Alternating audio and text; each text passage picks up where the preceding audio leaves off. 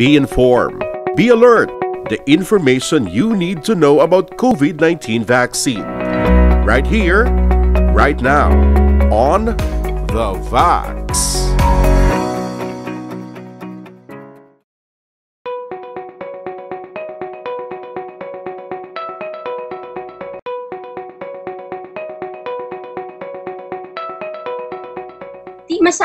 Masakit siya, no? Ang makita nato ng dagom, masakit siya.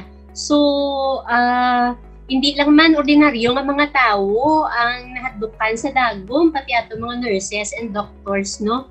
Nahadlukan na sa dagom. Pero rest assured nga ang ginagamit nga dagom sa atong bakuna ang pinakagamay gid. So, kung may sakit gid man kamo nga mabatsyagan, inang tama gid ka minimal, no? So, ang na-notice namon nga sa first dose, no, daw tamo, kay ako nabakunahan naman ako, first and second dose. So, na-notice namon nga sa first dose, damo, ginagtaas ang mga BP, no?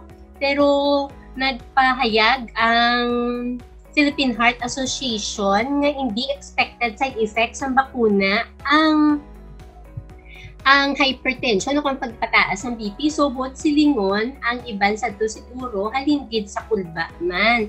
So, sa second dose, na-notice nga daw gamay na lang gawa ang nagtaas ang BP. So, ang anxiety against needles, kay syempre, ang gina-perceive nila, nga ba masakit gid ini, pero rest assured nga gamay lang din siya nga dagom, dasig ang pang-injection ang gahatag sa aton sa mga injections ta nga aton nurses.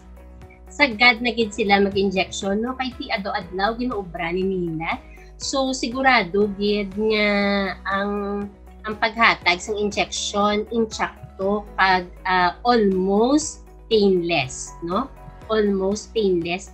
Kung kisagani painless na gid mo kaya nga ako niya experience do wala lang gid kuya may nabatsyag, although nga after sang injection ang may ara gid man sakit sa injection site, pero bangod na naiya sang epekto man sa vaccine, which is very minimal lang man ang inconvenience na na-cause siya sa akon.